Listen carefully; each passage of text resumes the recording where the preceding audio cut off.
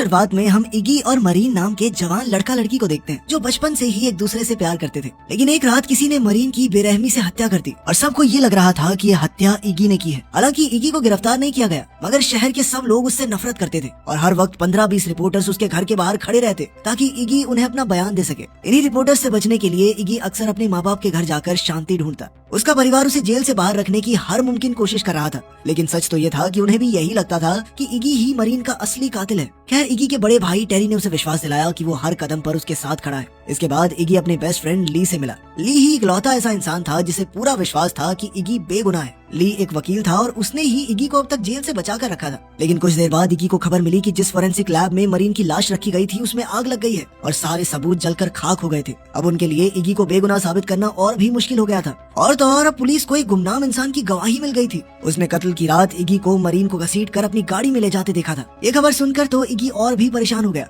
जिसके बाद वो एक पब में पहुंचा जहाँ उसकी एक दोस्त काम करती थी। ग्लेना बहुत समय से इगी को चाहती थी, मगर इगी को मरीन के सिवाय खुद दिखाई कहाँ देती थी। खैर, अब मरीन की मौत के बाद ग्लेना ने उसके करीब आने की कोशिश की, मगर इगी को अब भी उसमें कोई दिलचस्पी नहीं थी। फिर उस शाम मरीन के पिता और उसके दोस्त उस जगह पहुंचे जहाँ उसकी मौत हुई थी और उसे फूलों और मोमबत्तियों से श्रद्धांजलि दी। उस समय इगी वहाँ एक ट्री हाउस में छुपकर विस्की पी रहा था। वो जानता था कि वो बाकियों के साथ मरीन को श्रद्धांजलि नहीं दे सकता, क्योंकि मरीन के पिता डेल भी उसे अपनी बेटी की मौत का जिम्मेदार समझते थे। खैर, सबके जाने के बाद इगी गुस्से में वहाँ रखी हुई मूर्तियाँ तोड़ने लगा। तभी ग्लेना ने वहाँ आकर उसे रोका। इगी ने इमोशनल होकर कहा कि मरीन हर संडे चर्च जाती थी, अपने गले में क्रॉस भी पहनती थी वो, पर फिर भी वो इस तरह बेरहमी से मारी गई और भगवान ने उसे बचाने के लिए कुछ नहीं किया। ये सब सोचकर इगी को हमेशा भगवान पर गुस्सा आता था। वो बहुत दुखी था, तो ग्लेना ने उसे गले लगाकर शांत किया और फिर उन दोनों ने एक साथ रात बिताई। अगली सुबह जब इगी की आंख खुली तो उसने शीशे में देखा कि उसके माथे पर सींग निकलने शुरू हो गए थे। उसने ग्लेना से पूछा कि तुम्हें सींग दिखाई दे रहे हैं मेरे सर पे? मगर अचानक ग्लेना उसे अपने सारे राज बताने लगी और फिर जानवरों की तरह डोनट से भरा हुआ डिब्बा खा गई।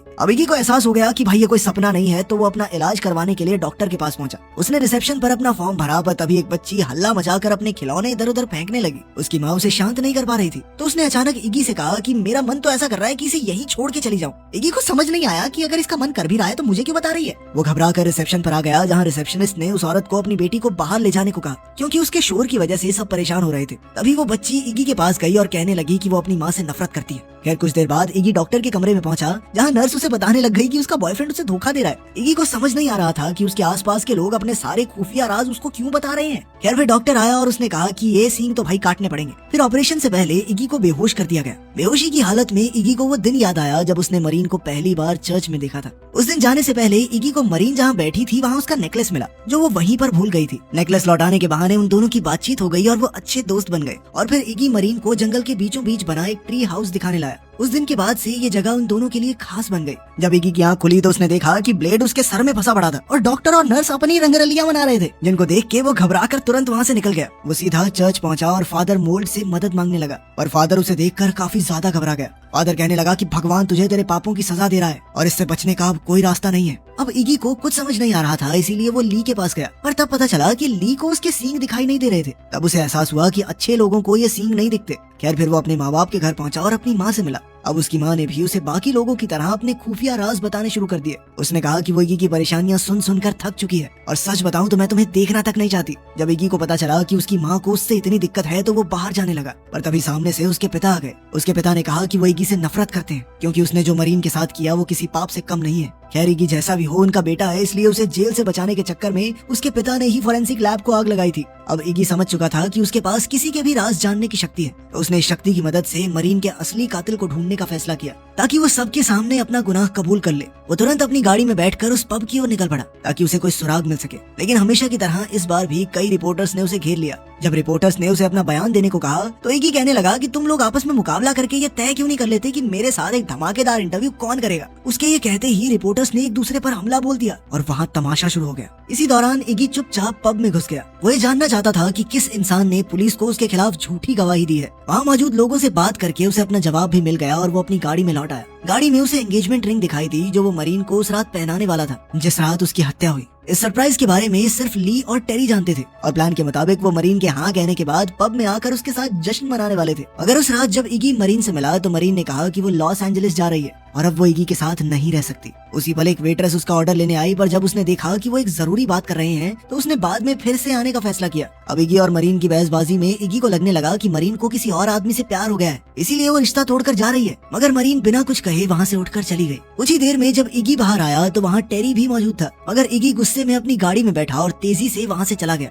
काफी देर यूं ही गाड़ी चलाने के बाद इगी एक शांत जगह पर आकर रुक गया और गाड़ी में ही सो गया। अगली सुबह पुलिस ने उसे ढूंढा और फिर एरिक नाम के पुलिस वाले ने उससे पूछा कि वो आखिरी बार मरीन से कब मिला था। ये सुनकर इगी काफी डर गया और उससे पूछा कि मरीन को क्या हुआ, लेकिन इसके बाद इगी ही इस जुर्म का आरोपी बन गया। खैर अब इगी उस गवाह से मिलने के लिए उसी रेस्टोरेंट में पहुंचा जहां वो मरीन को प्रपोज करने वाला था। उसने उसी वेट्रेस वेरोनिका से पूछा कि उसने पुलिस से ये झूठ क्यों कहा कि उसने इगी को मरीन को घसीट कर गाड़ी में ले जाते देखा। इस पर वेरोनिका ने कहा कि उसे अपने किए पर कोई पछतावा नहीं। उसने झूठी गवाही इसलिए दी ताकि वो मशहूर हो जाए और मीडिया के लोग उसे तवज्जो देने लगे। सच जानने के बाद इगी एक रेस्टोरेंट में पहुंचा जहाँ उसका भाई टेरी बैंड में काम करता था। शो खत्म होने के बाद उसने टेरी को बुलाया और कहा कि उसे वो गवाह मिल गई है जिसने पुलिस को झूठी गवाही दी है। अब इगी ने टेरी को पुलिस स्टेशन जाकर स्टेटमेंट देने को कहा क्योंकि उस रात टेरी भी वहाँ मौजूद था और उसने इगी को गाड़ी में अकेले जाते देखा था। पर तब टेरी ने एक खुलासा किया। उसने कहा कि उस रात उसने मरीन को लिफ्ट दी थी। ये सुनते ही इगी गुस्से से भर गया और उसने टेरी को पीटना शुरू कर दिया। अभी सींगों की शक्ति के कारण टेरी ने उसे सच बता दिया कि उस रात उसने मरीन को घर छोड़ने के लिए लिफ्ट तो दी थी, पर रास्ते में ही मरीन गाड़ी से उतर गई। टेरी ने उसे वापस बुलाने की कोशिश की, पर मरीन ने कहा कि उसे ट्री हाउस में जाना है। अब टेरी ने वहाँ रुककर उसका इंतजार करने का फैसला किया, पर वो शराब के नशे में था और उसे जल्द ही नींद आ गई। अगली सुबह जब उसकी आंख खुली तो उसने देखा कि एक खून से सना पत्थर उसके हाथ में था और अब टेरी घबराकर जंगल में मरीन को ढूंढने निकला। अचानक उसे एक पेड़ के पास मरीन की लाश दिखाई दी। ये देखकर वो बहुत ज्यादा डर गया, पर उसने पुलिस को फोन नहीं किया, वरना सीधा शक उस पर ही जाता। उसने तुरंत सारे सबूत मिटा दिए और किसी को भी इस घटना के बारे में कुछ नहीं बताया। जब इगी टेरी को पीट रहा था तो उसी वक्त पुलिस ने वहाँ आकर उसे गिरफ्तार कर लिया। खैर अगली सुबह ली ने जैसे तैसे इगी को फिर से जमानत दिलाई। इसके बाद जब वो दोनों बात कर रहे थे तो इगी ने देखा कि ली ने अपने गले में मरीन का क्रॉस पहना हुआ था। इगी को पता चल ही गया था, इसीलिए ली ने उसे बताया कि मरीन ने उसे ये क्रॉस तोहफे में दिया था। और उसी समय इगी को एहसास हो गया कि ली ही वो लड़का था जिससे मरीन प्यार करने लगी थी और उसकी वजह से ही मरीन ने इगी को छोड़ दिया। इस बात से इगी को बहुत बड़ा धक्का लगा और वो सीधा मरीन के पिता के घर पहुंचा। उसने मरीन के पिता डेल से पूछा कि क्या कभी भी मरीन ने ऐसा कुछ कहा कि वो किसी और से प्यार करने लगी है, लेकिन डेल इगी पर बहुत गुस्सा था और उसने इगी को तुरंत घर से निकल जाने को कहा। शहर के सभी लोगों की तरह डेल को भी यही लगता था कि इगी ही मरीन का कातिल है, पर उसमें इगी को अपने हाथों से सजा देने की हिम्मत नहीं थी।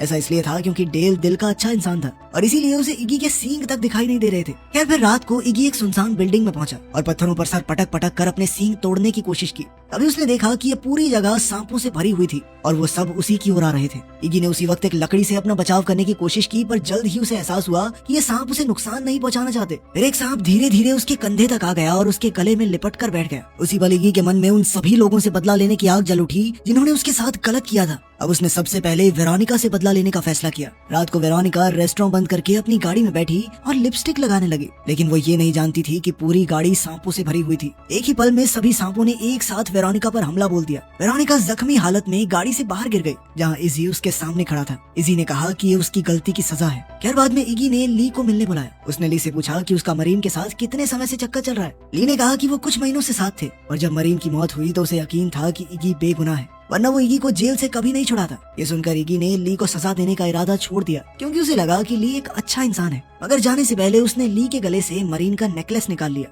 और उसी पल ली को इगी के सींग दिखाई देने लगे। तब जाकर इगी को एहसास हुआ कि मरीन का नेकलेस ही ली का सुरक्षा कवच बनकर उसकी रक्षा कर रहा था। अब ली के पास नेकलेस नहीं था तो इगी अपनी शक्तियों की मदद से उससे पूरा सच जान सकता था। इगी ने उसे कब्जे में लेकर जमीन पर गिरा दिया और फिर जबरदस्ती सब कुछ सच बताने को कहा। आखिरकार ये खुलासा होता है कि ली ही मरीन का असली कातिल था। सच तो ये था कि ली हमेशा से मरीन को चाहता था। बचपन में उसने इगी को डूबने से बचाया, पर अब उसे इस बात का बहुत पछतावा था। अगर उस दिन इगी डूब कर मर जाता तो मरीन ली की हो जाती। ये सुनते ही इगी ली का गला दबाने लगा और उसकी यादों में पहुंच गया। उसने देखा कि उस रात इगी से मिलने के कुछ घंटे पहले मरीन ने ली को मिलने के लिए बुलाया था। मरीन ने कहा कि उसे अपने बारे में एक ऐसा सच पता चला है जिस वजह से अब वो इगी के साथ नहीं रह सकती। आज रात वो इगी से ब्रेकअप करने वाली थी, इसलिए उसने ली से कहा कि वो मरीन के जाने के बाद इगी को संभाले। मगर उस रात जब ली ने मरीन को टेरी की गाड़ी में जाते देखा तो वो भी उसके पीछे गया। फिर वो मरीन को ढूंढते हुए जंगल में पहुंचा। जब उसे मरीन मिली तो उसने मरीन को अपने साथ घर चलने को कहा, मगर मरीन ने कहा कि इस वक्त वो बिल्कुल अकेला रहना चाहती है। वो इगी से ब्रेकअप के बाद फूट फूट कर रो रही थी तो ली ने अचानक आगे बढ़कर उसे चूम लिया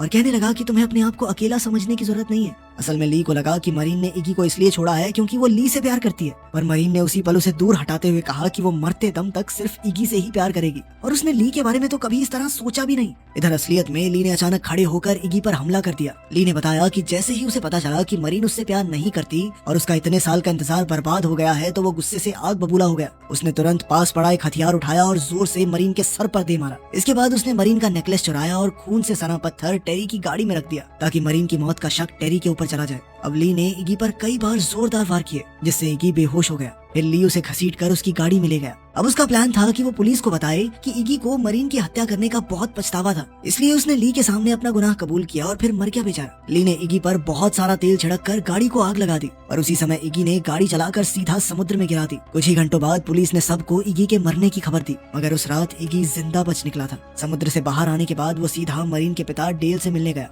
उसे जिंदा देखकर डेल काफी हैरान हो गया। तब इगी ने एक बार फिर से उसे बताया कि वो मरीन का कातिल नहीं है और इस बार डेल को उस पर यकीन हो गया। फिर उसने इगी को अपने घर में बुलाया और उसे एक चाबी दी जो मरीन उसके लिए छोड़ कर गई थी। तब इगी ने उसका शुक्रिया अदा करने के लिए उसे मरीन का नेकलेस लौटा दिया। डेल ने बताया कि ये नेकलेस असल में मरीन की माँ का है और डेल जानता था कि ये नेकलेस इगी के पास ही रहे तो मरीन को अच्छा लगेगा। जैसे ही इगी ने वो नेकलेस पहना उसी पल उसके सींग गायब हो गए और वो वापस एक आम इंसान के रूप में आ गया। इसके बाद वो सीधा ट्री हाउस में पहुंचा और चाबी की मदद से एक खुफिया बक्सा खोला जिसके बारे में सिर्फ वो और मरीन ही जानते थे। उसके अंदर इगी को एक बॉक्स मिला जिसमें मरीन ने कुछ चीजें रखी थी। उसमें इगी को मरीन का लिखा हुआ एक खुफिया खत मिला। जब उसने एक खत पढ़ा तो पता चला कि मरीन जानती थी कि वो जल्द ही मरने वाली है। मरीन तो इगी के साथ अपना परिवार बसाना चाहती थी, मगर वो जानती थी कि ये कभी मुमकिन नहीं हो पाएगा। असल में मरीन को भी उसकी माँ की ही तरह कैंसर था और अब वो भी कुछ ही समय की मेहमान थी। बचपन में उसने अपनी माँ के जाने के बाद अपने पिता की हालत देखी थी और वो नहीं चाहती थी कि इगी को भी वैसा ही तड़पना पड़े। मरीन जानती थी कि अगर इगी को उसकी बीमारी के बारे में पता चला तो वो सब कुछ छोड़कर उसकी देखभाल में लग जाएगा, इसलिए उसने खुद को इगी से दूर करने का फैसला किया। अब वो अकेला ही ली के घर पहुंच गया और उसने देखा कि कुछ समय पहले जो भी हुआ था उसका ली को कुछ भी याद नहीं है